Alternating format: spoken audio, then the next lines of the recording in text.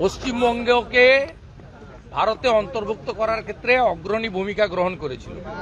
সেই ভারতীয় জনতা পার্টিকে কেউ কেউ বাঙালি বিরোধী, কেউ কেউ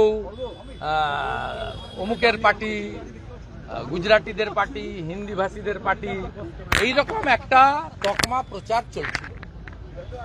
আমরা প্রস্তাব রেখেছি যে আমরা সবাই অখণ্ড অবিভক্ত পশ্চিমবঙ্গের উন্নয়নে অঙ্গীকারবদ্ধ। ডক্টর শ্যামাপ্রসাদ মুখার্জি এটা দিয়ে গেছেন, আমি ইতিহাস তুলে ধরেছি বিধানসভায়। সেক্ষেত্রে হাউস বিলংস টু অপোজিশন, সংখ্যায় আমরা কম, ওরা বেশি। লিডার অব দি হাউস উভারকে অনুরোধ করলেন যে মেনে নিন, ওনারা একটা লাইন যুক্ত করেছেন, ওটা আমরা মেনে নিচ্ছি। সেটাও প্রায় একই, সেটা আছে আমরা পশ্চিমবঙ্গ ভাগের বিরুদ্ধে। তা আমাদের স্ট্যান্ডও তাই, আমাদের পার্টির স্ট্যান্ড খুব ক্লিয়ার। কিন্তু আমি আমার বক্তব্যে ক্লিয়ারলি বলেছি, আমি বলেছি যে কারোর ব্যক্তিগত ওপিনিয়ন, কারোর বঞ্চনা উন্নয়নের ক্ষেত্রে তাকে আপনি সমগ্রভাবে ভারতীয় জনতা পার্টির ঘাড়ে চাপাচ্ছেন। তাহলে আপনিও তো মাননীয় রাজ্যসভার সাংসদ অনন্ত মহারাজের সঙ্গে মিটিং করেছেন, বংশীমদন বর্মনকে নিয়ে মিটিং করেন, অনেক থাপাদের নিয়ে মিটিং করেছেন। শুধু তো রাজ্য ভাগ নয়, মাওবাদীরা চায় দেশ ভাগ, গোমতী থেকে গোদাবরী। আপনার ছত্রধর মাহাতো জ্ঞানেশ্বরী হত্যাকাণ্ডের ইউএপিএতে চার্জশিটে, সে আপনার পার্টির রাজ্য সম্পাদক। আমরা যাই হোক, ওনাদের যে প্রস্তাব ছিল ওটা রাজনৈতিক একটা দলিল ছিল, তাতে ভারতীয় জনতা পার্টি উত্তরবঙ্গ উন্নয়নে টাকা দেয়নি লেখা ছিল। ডক্টর সুকান্ত মজুমদারের কথার অপব্যাখ্যা করে লেখা ছিল, তিনি রাজ্য ভাগ চান। নিশিকান্ত দুবে হিন্দু পলায়ন নিয়ে মাল্লা মুর্শিদাবাদে বলতে গেছিলেন, তার উদ্ধৃতি ছিল। ওই প্রস্তাবকে তারা প্রত্যাহার করে বিকল্প প্রস্তাব রেখেছেন। ম্যাটার মিটে গেছে। House to belongs to opposition এবং পশ্চিমবঙ্গের অখণ্ডতা এবং উন্নয়নে ভারতীয় জনতা পার্টি অঙ্গীকারবদ্ধ। রাজনীতির ঊর্ধ্বে উঠে গোটা হাউস পশ্চিমবঙ্গের উন্নয়ন চায়। এর থেকে ভালো জিনিস ভালোভাবেই দেখা উচিত, এর মধ্যে নেগেটিভ কিছু দেখার দরকার নেই। যুক্তরাষ্ট্রীয় কাঠামো বলছেন যে তিনি, আমি ওনার সব কথা বলবো না। ওনার আগে বক্তব্য ছিল, উনি 30 মিনিট বলেছেন, আমার 12 মিনিট ছিল।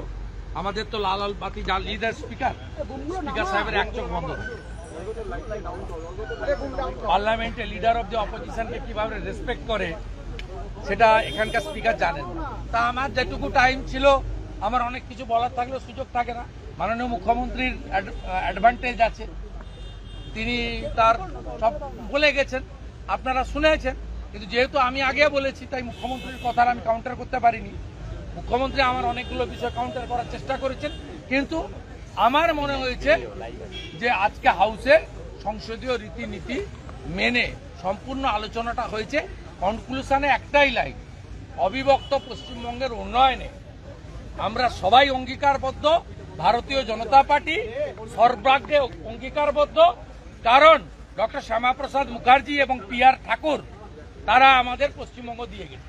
বলছি আজকে অনাস্থা প্রস্তাব এনেছিলেন আপনারা, কি হলো? এনেছিলাম, আমরা চেয়েছিলাম অনাস্থা নিয়ে আলোচনা হোক। স্পিকার মহোদয় বিজনেস রুলসের মধ্যে ঢুকেছেন, যেহেতু উনার বিরুদ্ধে আনার, উনি ডেপুটি স্পিকারকে দিয়ে রুলিং দিয়েছেন।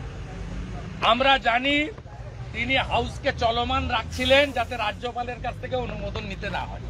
এই কারণেই প্রথমবার 24 সালে বাজেট অধিবেশনে রাজ্যপালকে দিয়ে বক্তৃতা করাননি।